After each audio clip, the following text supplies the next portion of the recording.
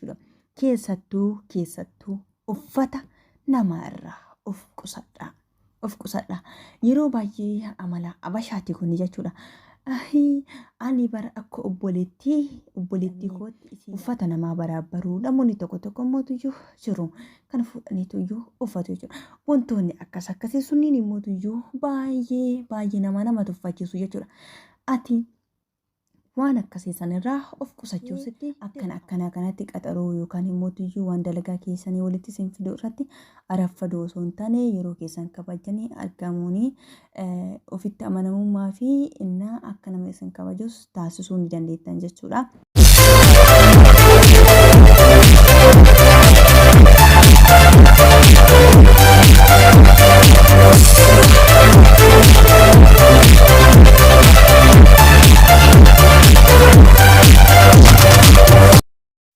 Ashamaa harka fuunee akkam nagaa jirtu fayyaa keessanii ani nagaa kootti nageenya bira jiru akkasiin bira jiraatu abdii qaba.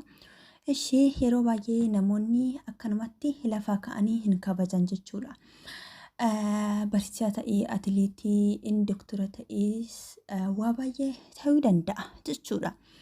Kanaafuu namoonni irraa caalaan parsantii ol ka'an namoonni kan nama kabajaniin waan namni tokko nama ta'e qofaaf osoo hin taane haala isaan irra jiran ilaalaniiti jechuudha.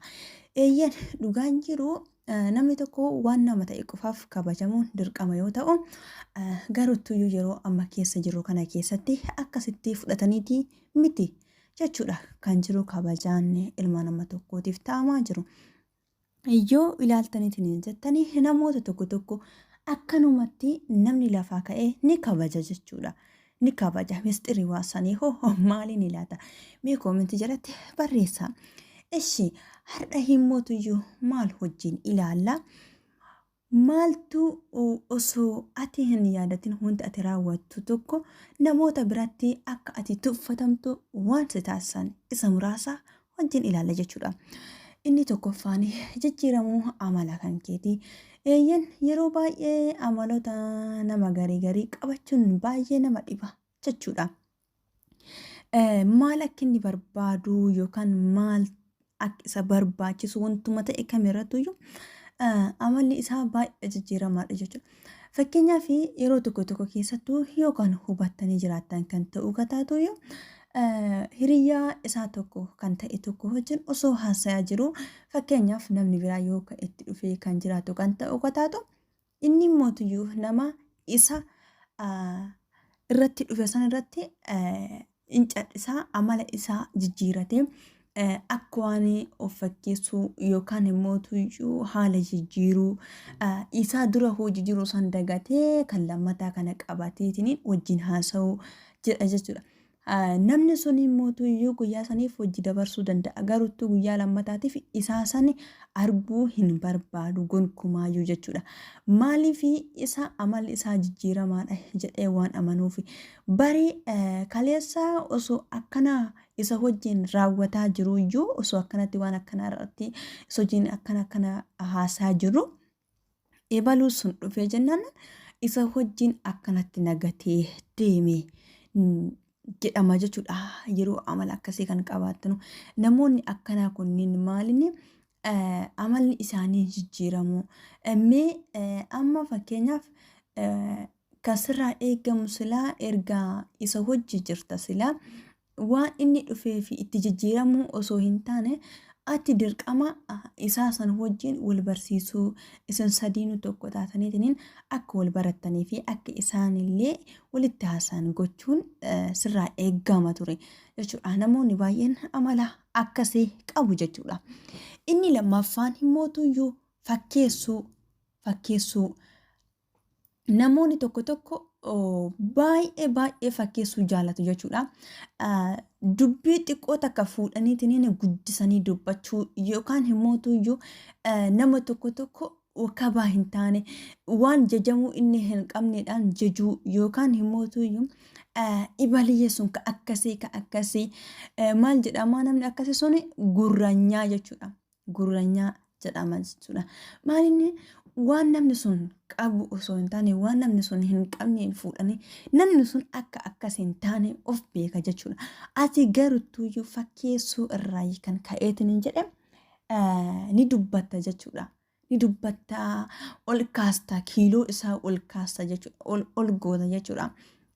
Kanaafuu yeroo sanitti maas hin jedhu namni aboo inni sun bar fakkeessaa ho'iti arabannaan bakka jecha haasaa xiqqoo sana guddisuu jaalataa wantuma bakka akka baduu yookaan immoo tuyyuu baay'isee dubbachuun irraan oollee bar dubbata jedhu bakka sinaaqu jechuudha si tuffatu jechuudha. Inni sadaffaanii wantuma ta'e kamirattuyyuu dhiifama gaafachuu eeyyen bakkee dhiifamni si barbaachisutti dhiifama nama gaafachuun dirqama. Garuttuyyuu wantuma ta'e irrattu fakkeenyaaf yeroo baay'ee namuma kamuufiyyuu dhiifama godhiifis jedhama jechuudha. Yoo argitanii kan jettan kan ta'u kataatu namoonni baay'een yoo ati irra deddeebitee nama tokkoo fi balleessanis balleessu dhiifama gootuuf akka wallaalaatti si lakkaa'u jechuudha. Kanaafuyyuu ati bakkee dhiifama itti namaa gootuu fi bakkee dhiifama itti namaaf hin goone addaan baastee beekuun sitti dirqama jechuudha.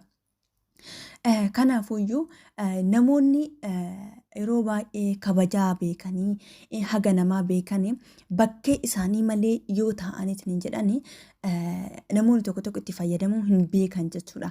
Maaliif namni sun akka ati yaadde san yaaduu dhabuu danda'a. Namoota akkasiisan biratti garuu ati gatii dhabuu waan dandeettuuf kanaafuyyuu ati bootaa namaaf dhiifama itti gootuu fi dhiifama itti namaaf hin goone addaan baastee beekuun sirratti dirqama jechuudha. Fakkeenyaaf nama tokkoo fi qaxaroo qabdee turte jechuudha. Guyyaa akkanaa hodha garra jette akka tasaa irraa turte ta'uu danda'a jechuudha. Kanaafuyyuu barnatti mijanne ture jetteen yoo dabarsitee jette rakkoon qabu. Garuu dhiifama jettee yeroo baay'ee irra deddeebitee kan nuyi kan ta'u taatu waan nama hifachiisudha jechuudha. Kanaafuyyuu bakkee dhiifamatti namaa gootuu fi dhiifamatti namaaf hin goone addaan baastee beeki dhiifama dhiisi jechuu kan koo akka hin taane akkanaaf hubattan barbaada jechuudha bakkee kanatti. Inni arfaffaanii daddaftee yoo kana aartu kan ta'u kataatu eeyyan yeroo baay'ee hiriyoota keenya wajjin taphachuu ta'uu danda'a. Ati garuttuyyuu daddafteetiin yeroo kana aartu namni inda'uun si sodaata jechuudha. Maaliif jennaan ati daddaftee qaldiis yoo namni siin jedheetiin jedhe kana dhugaatti fudhachuuf waan fiidduuf jechuudha.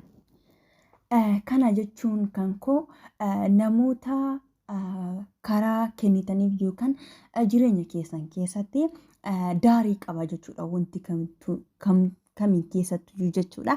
Kanaafuyyuu namoonni daarii isin kennitaniif sanarra yoo isinitti taraniitiin hin jedhani dhiisaa hin lolinaa hin dhaarinaa jechuu kan koo osoo hin taane qalbii fi dhugaa addaan baasnee beekuun nutti dirqama jechuu barbaadeeti bakkee kanatti jechuudha. Kanaafuyyuu yoo gammadanis daddaftanii yoo gammadan yoo aartanis immoo daddaftanii yoo kan aartan kan ta'u kataatuyyuu namni isin sodaata jechuudha. Keessattuu yoo gammadaniitiin jettan suuta jechuudha. Suuta maaliif jennaan isa barii wantuma xiqqootu isa gammachiisa. Eeyyen gammaduun sirraa eegama. Garuttuyyuu hangas maras nama affaras ta'uu hin qabaatu jechuudha. Kanaafuu waan sitti dhagameetiin jedhe keessa kan kee keessatti osoo gootee baay'ee barbaachisaadha jechuudha. Yeroo baay'ee namoonni daddafaniitiin hin aaran ofitti amanamummaan isaanii gadi bu'aadha jedhamee yaadama jechuudha. Kanaafuyyuu aaruu irraallee of qusadhaa. Eeyyan yeroo tokko namoonni tokko yoo aaraniitiin jedhan fuula isaanii irraayyuu laalanii beekuu ni danda'ama jechuudha. Kanaafuyyuu daddaftaniis dubbattanis yoo baafachuu baattanii fuula keessan irraa laalanii hubachuu danda'u jechuudha. Kanaafuyyuu isinis ofitti amanamummaa keessan cimsachuudhaa fi haala keessan beekuuniif isinitti dirqama jechuudha. Inni biraa inni shanaffaan immootuyyuu yeroo baay'ee turanii fakkeenyaaf qaxaroo irratti ta'uu danda'a. yookaan mana barumsaa irraas yoo ta'eetiin jedha yookaan immoo bakkee dalagaa keetii irratti jechuudha. Araffaddee ka'u jechuudha. Bakkee namaan bulchamtu irratti yookaan immoo nama jala dalayda yookaan ta'u kataatu ati yeroodhaan yeroo baay'ee yookaan argamne kan ta'u kataatu bakkee kanatti namoonni akka qalalitti si tuffatuu danda'u jechuudha. Maaliif inni tokkoffaan ati kabajaa dalagaa kan keetiif hin qabdu isa jedhuun. Kanaafuu guyyaa sanirra warroonni akkuma kan kee mana san keessa dalaganis yoo ta'eetiin jedhe nama si hojjechiisu sanis yoo ta'eetiin jedhe maqaa siif baasuu jammaruu jechuudha. Maal jedhanii inni bar turee dhufaa. Eenyummaalleen yoo si yaadatu maaliin si yaadatu inni bar turee dhufaa araffadee malee bakkee dalagaatti argamuu hin danda'u. Yoo kanatti maalinni ati tuffatamaa deemaa jirtaa jechuudha. Yoo tokko yoo yaaddanii kan jiraatu kan ta'u taatu namoonni ganama ka'uu baay'ee jajamu jechuudha. Maaliif jennaani ganamaan ka'anii yoo jedhan waa baay'ee dalaguu danda'u waan ta'eetiin hin jedheef jechuudha. Kanaafuyyuu isinillee bakkee isaaniis fudhachuudhaaf yeroo keessanii kabajanii argamuun dirqama isinirratti jechuudha. Yeroo kamiyyuu sa'aatii bakkee dalagaa keessanii kabajuudhaaf innadammoo ofillee kabachiisuu yoo barbaadaniitiin jettan bakkee akkanaa kanatti qaxaroo yookaan immoo tuyyuu waan dalagaa keessanii walitti isin fiduu irratti araffadoo osoo hin taane yeroo keessan kabajanii argamuun ofitti amanamummaa fi innaa akka nama isin kabajus taasisuu ni dandeettan jechuudha. Inni biraa ammoo nijaafaanii nama baay'inaan rakkisu. Yeroo baay'ee ati yoo akkana naaf hin goone ati naaf ta'ii ati akkana naaf ta'ii ati akkas naaf gochuu dandeetta ati mee kana naaf kenni yeroo baay'ee harka namaa irraa barbaadu.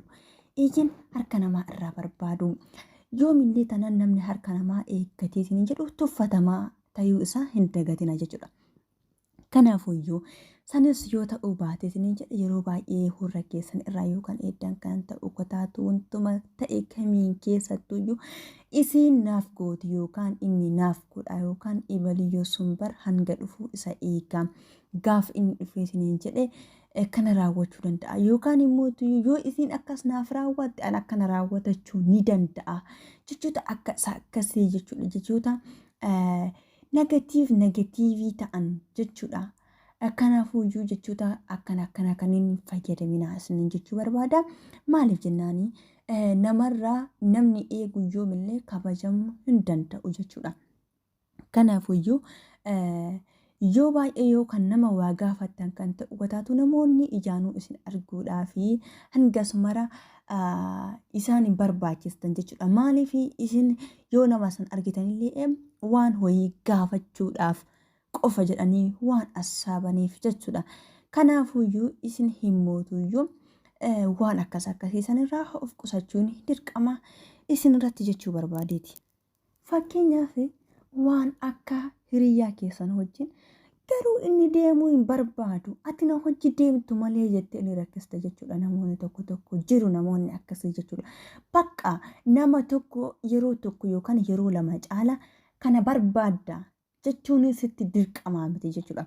Sanii ol tarii jechuun dirqamaan naaf raawwadhu jechuu akka ta'e beekuun barbaachisaadha. Kanaafuyyuu bakkee namni tokko deemuu hin barbaanne humnaan cinqitaniitiin beenu jechuun inni mootuyyuu yeroo sanitti hin bi'isiniin jechuu danda'a. Ishi tuffiin kana caale jira kanaafuu harkuma keessanii tuffii ofitti fiddanii jechuudha. Kanaafuu isin yoomillee nama ofirra dhaabbateetiin jedhe tayuun isinitti dirqamaa jechuudha.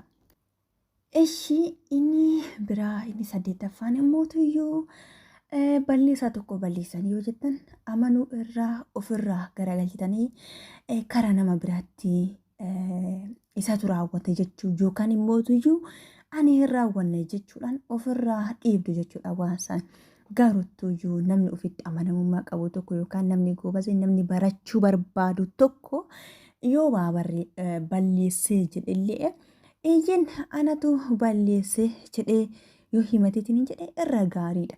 Gaaruttuu badii kan kee hin amantu yoo kan ta'u kataatu yeroo marayyuu ati akka tuffatamtetti jechuudha. Maaliif jennaani badii ofii amanuun mo'atamuu osoo hin taane barachuudha jedhama jechuudha. Maaliif jennaan ati waan kana balleessitiin hin jira. Kanaafuu yeroo lammataatiif akka ittiin deebine maal gochuu qabaadha jettee yaaduu jammartaa jechuudha. Garuu yeroo maraayyuu ani hin balleessu, ani nama gaariidha, ani gaariidha jettee yeroo maraayyuu quba gara kan kee yeroo kan qabdu kan ta'u kataatu yeroo kana badii kan kee waan hin amanneef qalaalimatti namoonni inni bara osoo balleessayyuu balleessine seen jedha malee dhugaa isarraa argachuu hin dandeettu afaan isaa jabaataa jedhan jechuudha. Kanaafuu maqaa siif moggaasu jechuudha isa kana irratti illee. Kanaafuu ati yoo gobaasii taateetiin hin jette qalaalimatti maal gochuu sitti dirqama. Yoo balleessiteetiin hin jette amantee balleessaa sun ofirraa dhiibuu osoo hin taane balleessaa sun akka kan kee ta'e barteetiin akka yeroo lammataatiif sitti hin deebine lammata illee osoo deebi'e akka yeroo sadaffaatiif sitti hin deebine ofirraa sirreessuun yaada kan keessan balleessaa kan kee kan balleessu san arramuun yookaan dhiisuun sitti haa baratu sin jedha. Kanaafuu maalinni akka namni nuun kabajna kan taasisu balleessaa kenna yeroo baay'ee balleessinee geessineetu yoo hin amanne jechuudha. Waan balleessine tokko yeroo kan nama biraatti assaababnu kan ta'u kataatu jechuudha. Akka fakkeenyaaf yeroo baay'ee wanti kun nu qunnama yeroo ijoollummaa kenna. Waan tokko balleessinee geessinee nama hojiin taphannu ho'i isa balleesse malee anaa miti jennee himna jechuudha warra keenyatti. Kunis akka isaan nun tumneef jechuudha. Kanaafuu wantoota akkas akkasisan namoonni gurguddaanis raawwatu kan akka anaa jechuudha. Kanaafuu waan akkanaa kanarraa of qottobaa qalaalimatti akka namni isin tuffatu taasisuu danda'a waan ta'eef jechuudha. Inni 8ffaan himmootuyyuu jireenya namaa keessa callisanii seenuun baay'ee nama tuffachiisa jechuudha. Fakkeenyaaf keessattuu fakkeenyaaf osoo silkii namni tokko haasaatiin hin jiru dhufeetiin waan biraa dubbachuu wantoonni akkas akkasii sunniin jechuudha. Jireenya namaa irrattis jireenya nama lamaa jidduu keessa seenuun baay'ee nama tuffachiisa jechuudha. Maaliif jennaani wanti isaan lamaan hiikuu danda'an ta'uu danda'a. Ati garuutuyyuu dhuftee sadaffaa yoo ofii kan keetti taatu kan ta'u kataatu isaan biraatti ati tuffatamaadha. Maaliif jennaani si caala isaan lamaan walii galuu danda'an waan ta'eef deebi'anii mootuyyuu waa'ee kan kee dubbachuu danda'u jechuudha. Kanaafuu ati gabaabumatti keessattuu yeroo namni silkii nama wajjin haasa'ullee xaalqaa yookaan jidduu seenuu irraa of qoxxobuun sitti dirqama jechuudha. Jireenya nama lamaan jidduu keessallee seenuu irraa of qoxxobuun yookaan of gabaabsuun sitti dirqama jechuudha. Maaliif kabajaa kan kee eeggatuudhaaf garuu cal'iste yeroo hontuma siin galchine keessa xilliq kan jettu kan ta'u kataatu baay'ee gabaabumatti ati tuffatamuu dandeessa jechuudha. Inni 9ffaan immoo namarraa fayyadamuu baay'isuu of jaalatu jedhama kun jechuudha. Fakkeenyaaf jireenya jaalalaa keessattis ta'uu danda'a. Yookaan bakkee dalagatti illee yoo ta'eetiin jedhee wantoonni gaariin martuu akkasiif bichaa ta'uu ati nama saniif waa gochuu irra namni akkasiif godhuu jaalachuu jechuudha. Walumaa qabatti maaliin namarraa fayyadamuu jaalachuun darbee fakkeenyaaf jireenya jaalalaa keessatti jechuudha. Yeroo baay'ee akka inni bichaan waan tokko akkasii godhu yeroo kan barbaadu kan ta'u kataatu yookaan immoo inni akka isin waan tokko dirqamaan raawwattu bichaa yeroo kan barbaadu kan ta'u kataatu maali inni narraa fayyadamuuf natti dhiyaate yookaan maali isin narraa fayyadamuuf natti dhiyaate isin jechuu danda'u jechuudha.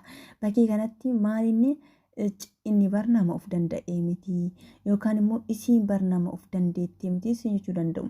Kanaafuu haala namarraa fayyadamuu mul'atu tokko namatti dhiyaachuu yookaan immoo namarraa baay'ee fayyadamuu jaalachuun barbaachisaa miti jechuudha. Si danda'amee yoo jedheetiin jedhe maal gochuu sitti dirqama akka isin lachuu hin miinetti isin lachinuu yaa namni lamaan walirraa fayyadamuun wal barsiisuun dirqama yoo ta'u garuttuyyuu miizanni garri caalaan kan gara kan keetii yoo kaasitin jedhe yeroo baay'ee yoo ati kan irraa fayyadamtu kan ta'u taatu kan mul'atu isatti kan kee qofa waan ta'eetiin jedheef bakkee kanatti maalinni ati nama faayidaaf namatti dhiyaattu taatii mul'atta bakkee kanatti mootuyyuu ati kabajamuun kabajaan kan kee sirraa fuudhama jechuudha ni tuffatamta jechuudha. Maaliif jennaan nama namarraa fayyadamuuf namatti dhiyaate jedhamtee waan ibsamtee jirtuuf jechuudha. Maaliif jennaan situ of jaalata waan ta'eef hin jedheef kanaafuu waan akkana kanarraa of qoxxofaa. Kanaafuyyuu eenyummaalleen hiriyyaa of jaalatu akka qabaatu hin jaalatu hin barbaadu jechuudha. Kanaafuu isinillee akka isin lamaan hin miinetti nama tokkotti dhiyaachuun dirqama. Inni biraa ammootuyyuu hiiqaa bakkee isiniif hin eeyyamamin mana namaa keessatti jechuudha. Keessattuyyuu akkuma beekamu mana namaa yoo dandheetiin hin jenne nutuyyuu keessummaadha waan taaneef hiiqaa tokko tuttuquu ta'uu danda'a jechuudha. Bakkee kanatti maalinni qalaalimatti yeroo kan mana isaanii ilaaltan yookaan baraabbartan yookaan immoo uffata isaanii ta'uu danda'a wanta ta'e kamiyyuu jechuudha. Keessattuu uffata namarraa of qusadha. Yeroo baay'ee amala abashaati kun jechuudha. Ani bara akka obboleettii kootti isii ilaalaa jedhamee uffata namaa baraabbaruu namoonni tokko mootuyyuu jiru kan fuudhaniituyyuu uffatu jechuudha. Wantoonni akkasii sunniin immoo baay'ee nama tuffachiisu jechuudha. Ati waan akkasii sanirraa of qusachuu sitti dirqama. Maaliif jennaani inni bakkee suni bakkee seef hin faqqadamin jechuudha. Ati mirga darbitee shaanxaa nama sanii baraabbartee uffata fudhachuu kan seef kenname yookaan immoo mana isaa keessa baraabbartee hiiqaa isaa fuudhuun kiyya jettee ilaa ofii kan keetii of amanta malee keessa namaa amanuu yookaan immoo beekuun hin danda'amu jechuudha. Kanaafuu bakkee akkanaa kanatti walitti bu'iinsuyyuu dhufuu danda'a. Yoo isin walitti bu'uu baatillee namni sussiduu barraa waan tokko jechuun isaa hin oolu waan ta'eetiin hin jedheef kanaafuyyuu uffata haa ta'uu uffata inni godhatus fuutii godhachuu yookaan immoo hiiqaan kan koo bara kan isaati kan koo jechuun kan isaati ilaa haadha manaa kan kee yookaan immoo abbaa manaa kan kee yoo ta'e dhalatti jechuudha. Kan nama kamiituyyuu amantee inni hin dubbatu inni kun kan kootii hin jedhin jechuu barbaadeeti. Kanaafuyyuu yeroo tokko jiraachuu danda'a wantuma abbaa manaa kan keetuyyuu wanti ati itti saalfattu jechuudha yoo fuuteetiin jette yookaan immoo yoo bakkee inni waa kaayee sanii dhabeetiin jedhe yookaan kana haati manaa kan keelle jechuudha. Kanaafuyyuu yeroo tokko daarii siif kenname hin tarkaanfatinii jechuu barbaadeeti jechuudha. Kanaafuyyuu wanta inni irra caala isiniif dhaamu uffata namaa irraa. Bakkee kanatti wanti an baay'inaan isinii ibsu barbaadeef maalinni irra deddeebi'ee jira bakkee kana dhiifama. Yeroo baay'ee nuti erga Itoophiyaa taanee akka obboleessa kan kooti bara uffata wal keessa uffannaa jenna jechuudha. Wantoonni akkasii sun fudhatama hin qabu jechuudha. Namni kamiyyuu hin jaalatu yeroo baay'ee namoonni baay'een hin jaalatan wanti isaanii akka fuudhamee uffatamu jechuudha. Kanaafuu bakkee akkasii sanitti of qusachuun isinitti dirqama jechuudha. Irraa of qusadhaa erga keessanii hin ta'in alatti. Inni biraa mootuyyuu ofumaa keessanii namoonni tokko jiru jechuudha kan isin eeyyamtaniif akka fedhe akka isin godhu jechuudha namni sun. Beektanii namoonni tokko bakkee isin kabajamuu qabdanitti kabajaa keessan sirraa fudhachuudha. Jechoota hin taane fayyadamaniiti jechuudha nama keessatti kan isin awwaaradan yookaan akka isin kabajaan arganne yookaan jecha hooyitiin jecha wayii isiniin jedhee geessee hara qaldiidha jedhu jechuudha. Namoonni sunni wantoonni akkasii namoonni akkasii sunniin qallaalimatti nama simiidhu jechuudha. Simiidhu maaliif jennaani namni biraallee isaa sallaalee bakkee namni walgahee jirutti namni sun yoo akkas isiniin jedhee kan jiraatu kan ta'u kataatu waan kabajaa keessan tuqu jedhee jecha wayii fayyadamee yeroo akkasii jedhu inni isin arge sunillee guyyaa lammataa jecha akkasii fayyadamuu yookaan immoo tuyyuu kabajaa isiniif qabaachuu dhabuu danda'a waan ta'eetiin jedhee jechuudha. Bakkee namni jirutti yoo namni sun waan kabajaa keessan tokko isiniin jedhee loluulleen dirqama yoo isinitti ta'uu baate yookaan immoo tuyyuu kabajaadhaan nama sanitti akka booda waan san furuu dandeettan itti dubbachuudhaan suuta jettanii taragaaggaatanii yaada qalal jedheeni nama san hubachiisuun isinitti barbaachisaadha jechuudha. Maaliif jennaan namoonni isin cinaa jira sunillee kabajaa isin namaaf qabdan ilaalanii kabajaa isiniif godhuu danda'u waan ta'eef jedheef garuu yoo ol utaaltanii loltan kan ta'u hayii bara akkanatti nama kana wajjin akkana ta'an jedhanii daangaa waa'ee keessan dubbachuu yookaan immoo ajandaa godhachuutti jijjiiramuu jechuudha. Kanaafuyyuu isin himmootuyyuu kabajamuudhaaf nama kabajuun dirqama isinitti jechuudha. Namni tokko nama kabajamuu yoo barbaade daangaa namaa darbuu dhiisuun dirqama isaati jechuudha. Nama tokko kabajee geessee akka innis kabajamu barbaaduudha jechuudha. Kanaafuyyuu ati mootiyyuu osoo nama hin kabaje namni si kabaju hin jiru jechuudha. Kanaafuu isin qallaalimatti maal gochuun isinitti dirqama akka namni isin ija hin arganne yookaan mootiyyuu akka namni qallaalimatti isin hin tuffanne gochuudhaan daarii keessan kabachiisuun isinirraa eegama jechuudha. Kanaafuyyuu yeroo baay'ee ofii keessanii yoo kabajaa ofiif qabaatan namallee kabajuun hin danda'ama jechuudha. Kanaafuyyuu kana fakkaata ture kanarraa nagaannaa tura waan dhaggeeffattaniif galatoomaa isin jecha hanga viidiyoo biraatiin walitti deebinutti asuma irratti xumura isiniin jechuu barbaada. Nagaannaa tura.